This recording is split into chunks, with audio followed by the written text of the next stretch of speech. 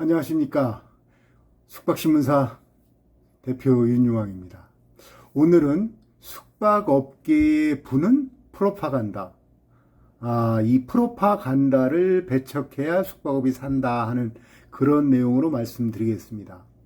원래 프로파간다는 특정한 사상적 노선이나 파당적 의도에 따라 대중의 사회적 태도에 영향을 주려고 하는 정보나 이론을 말합니다. 정치 선전이나 상업 선전, 종교 선전, 사상 선전 이런 거를 말하죠. 일반적인 광고하고는 좀 다릅니다. 엉뚱한 곳으로 인도하기 위하여 선전을 하는 방법, 정치권에서 주로 사용하는 방법입니다. 자, 그렇다고 그러면 숙박업계에는 어떤 프로파간다가 있는가, 이런 걸 한번 생각해 보자는 거죠. 자, 모든 업소가 숙박 앱에 의존해 영업을 하고 있다 하는 선전은 틀린 거죠. 이런 선전을 누가 할까요? 숙박 앱들이 아무래도 많이 하지 않을까요? 그렇게 해서 모든 숙박업소들이 숙박 앱을 활용하도록 하는 거, 일종의 프로파간다라고 볼 수 있습니다. 그리고 업소 앞에서 숙박 앱으로 예약하고 들어오라고 한다. 숙박업주들이. 그거는 여러 가지 이유가 있겠죠. 현금을 만지는 것 싫을 수가 있고, 깔끔하게 이 회계랄지 이런 걸 관리하려면 예약을 받고 들어오면 훨씬 쉽다. 그래서 모든 업소들이 그렇게 할 것이다. 한다. 이런 것도 다 프로파간다에 해당됩니다. 그렇지 않은 사람들이 많이 있습니다. 현금으로 받는 거가 가장 좋지 않겠습니까? 물론 현금 누수하고는 별개의 문제지만, 자, 많은 비용이 들어가는 일인데 모든 업소가 그리 한다는 거, 그리 하지 않는 업소도 많습니다. 앱을 활용하지 않는 업소도 많기 때문에 프로파간다라 이거 그렇게 볼 수 있다는 겁니다. 자, 비용을 적게 들어가는 구조를 만드는 것이 우선이죠. 이거는 진실입니다. 자, 정말로 숙박업에는 악성종양과도 같은 새로운 움직임이 불고 있어요. 일부 숙박업소도 이러한 움직임에 동참을 하기도 합니다. 다 숙박앱을 활용하지 않느냐. 그리고 모든 업소들이 상단에 비싼 광고비를 내고 활용도 하지 않습니다. 할 수도 없고요. 물론 광고에 대한 수요가 있어서 앱들이 여러 카테고리를 정해서 대여섯 가지를 하죠. 가령 쿠폰을 활용하는 곳에서 1등 자리, 비싸게 받죠. 어떤 지역에서 1등 자리, 가령 8월 달에 특별 이벤트를 하는데 거기서 1등 자리, 이런 것들은 300에서 500만 원 이렇게 받을 수도 있습니다. 자, 바로 젊은 세대들이 숙박업소 투숙하기 전에는 모두 숙박앱으로 활용한다. 이런 것들은 문제가 있는 선전이다, 이렇게 할 수가 있습니다. 자, 그러면 숙박시설에서 과연 숙박 앱으로 예약을 하고 들어오는 것을 무조건 반길 일인가? 그렇지 않다는 목소리도 많이 있습니다. 자, 그러한 부분들, 숙박업주들은 이러한 부분들을 경계를 해야 됩니다. 자, 이는 앱 예약이 많다는 것은 광고료와 수수료가 많다는 것이고, 이미 시장에는 저가 평준화가 이루어졌다는 걸 말합니다. 죗값을 받고 방을 팔기가 어렵다는 것을 의미할 수도 있습니다.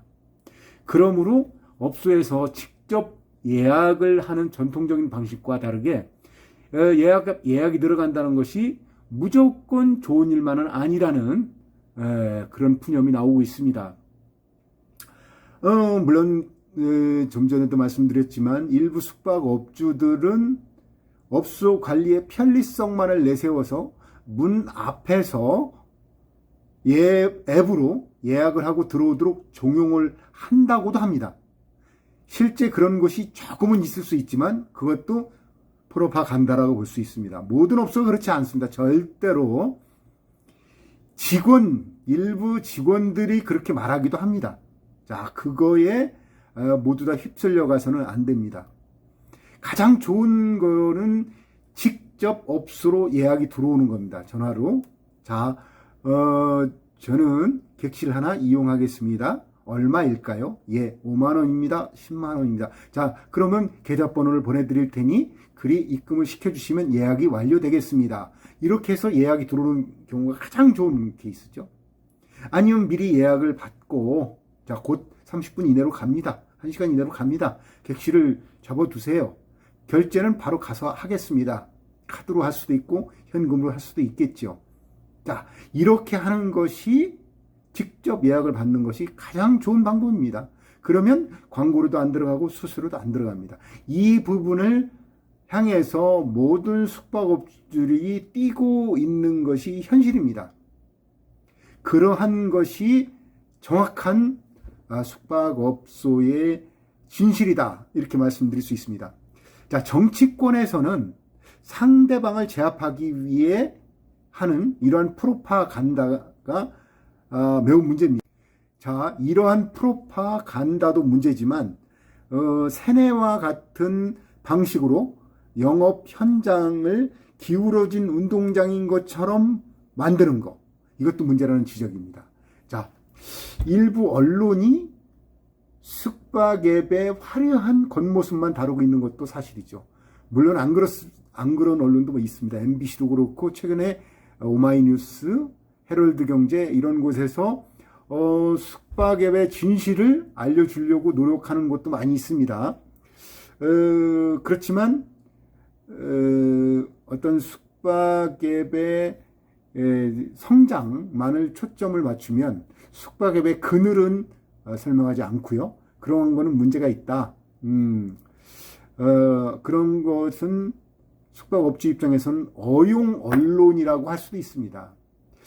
자, 이 신문중재법, 이 신문재갈법이라고도 하고요. 뭐 여러 가지 있지만 어찌됐든 숙박업소에서도 이 정치권에서 하는 프로파간다를 배우거나 그러한 프로파간다를 알고 대응을 해야 됩니다.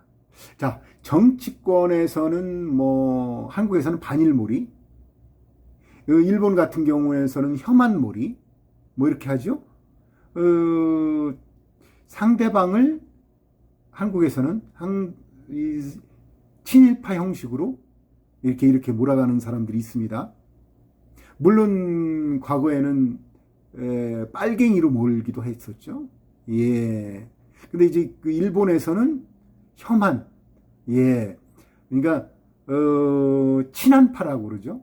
일본 정치권에서는 친한파로 몰아서 자기네들의 정치적 이익을 추구하는 그런 것이 정치권에 있습니다. 이러한 정치권의 프로파간다는 아주 흔한 일이죠. 이러한 정치권에서 쓰는 술수들이 숙박업계에도 만연한다, 이런 뜻입니다. 오로지 정권을 얻기 위해, 정권을 탈취하기 위해 이루어지는 정치권에서 하는 행위, 상대방을 나쁜 프레임에 가두어 문신의 폭을 줄이려는 그런 의도가 있는 거죠. 고도의 정치 술수라고 볼 수 있습니다. 상대방한테 가령 친일 프레임, 어떤 행위를 하더라도 저거는 친일이다, 이렇게 프레임을 씌우면 아주 편리하죠. 고도의 정치 전략입니다. 예전에 이 보수 쪽에서 진보 쪽을 빨갱이 프레임에 가두었던 적이 있습니다. 북한과 친하면 무조건 그쪽 빨갱이라고 봤던, 보도록 이렇게 고도의 술수를 썼던 거. 예, 지금은 뭐 일본과 친하면 그렇다.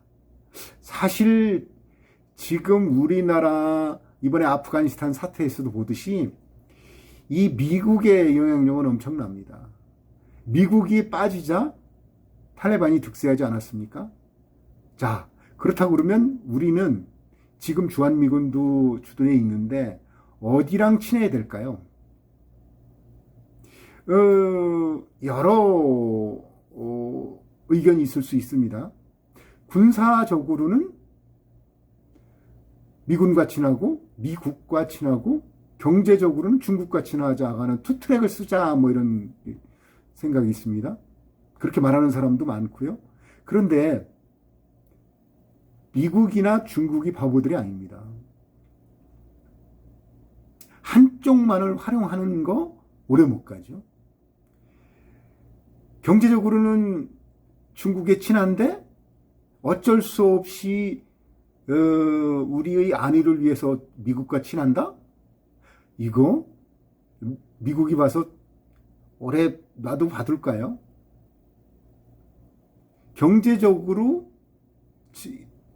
군사적으로 도움이 안 된다 싶으면 언제든지 미군 빼고 한국에서 손을 털 수도 있습니다. 미국이. 중국도 마찬가지죠. 숙박업계도 큰 피해를 보지 않았습니까? 사드 배치한다고. 사드가 사실 중국에 조금이라도 어떤 영향을 미칠까요? 미치지 않습니다. 그럼에도 불구하고 중국은 남한에 대해서 우리 한국에 대해서 어마어마한 보복을 했던 거죠. 자, 믿을 수 있겠습니까? 그렇다고 일본을 믿을 수 있겠습니까? 북한을 믿는다고요? 우리는 북한의 핵무기를 이기고 살고 있습니다. 같은 동족이라고 하는데. 자, 이러한 지정학적인 여건, 이런 것을 정치권에서는 프로파간다를 활용해서 고도의 정치적 술수를 쓰는 거죠. 거기에 우리 국민들이 놀아나는 겁니다. 정치권의 술수에. 자, 그래서 그러한 프로파간다를 숙박업계도 활용하는 것을 우리는 경계해야 된다 하는 게 저희 숙박신문의 생각입니다. 자, 한국에는 이제 정치의 계절이 돌아오고 있죠. 대선까지는 얼마 안 남았습니다.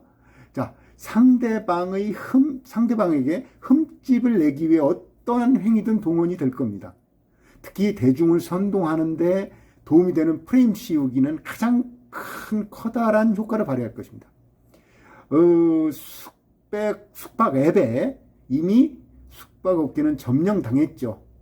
그래서 숙박업주들은 아무런 반응도 없이 숙박앱에 의존해 영업을 한다는 프레임에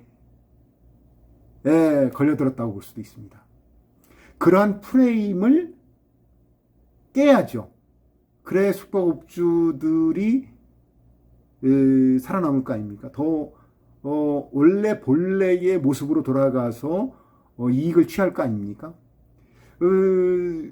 이 프레임을 깨트리면서 주 52시간 근무제라든가 최저임금의 급격한 인상이라든가, 그래서 사실 직원 채용하기도 어렵죠. 직원 수는 계속 줄어듭니다. 통계로도 그렇게 나와 있습니다.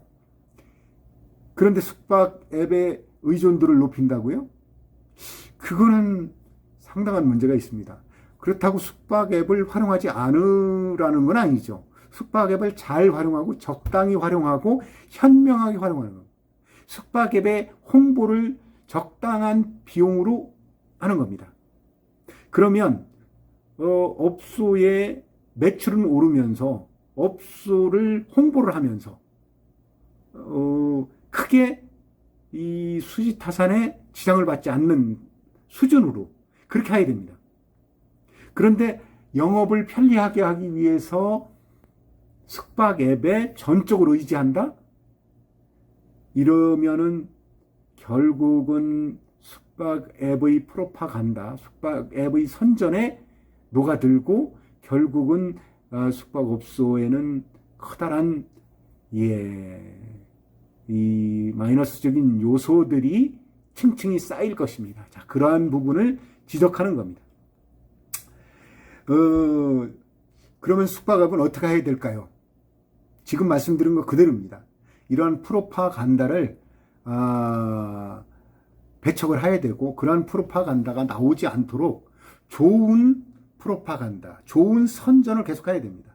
숙박업주들은 이러이러한 노력을 하고 있다. 그러한 노력을 하고 있다는 것을 계속해서 정치권과 언론에 알려야 됩니다. 아까도 말씀드렸죠.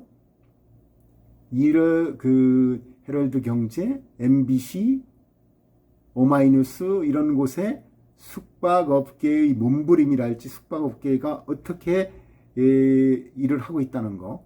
예. 그리고 정치적으로 풀 수밖에 없습니다. 정치권은 움직여야죠. 이러한 정치 행위를 EEJ라고 할 수도 있습니다. 예. 어떤 오랑캐를 활용해서 오랑캐를 제압하는 뭐 이런 방법일 수도 있습니다. 그리고 정치권에서 하는 선동 방법도 알아야 됩니다. 알고 그런 정치인에 속지 말아야 되고, 그거를 우리는 역이용해서 우리가 목표로 하는 거를 달성해야 되겠죠. 그러기 위해서는 언론에 적극적으로 댓글부터 다는 그러한 노력도 필요하다고 할 수 있겠습니다. 자, 적극적으로 숙박업의 어려움을 대외에 알리고 원하는 방식대로 일이 이루어질 수 있도록 저희 숙박신문과 함께 하길 기대하겠습니다. 감사합니다.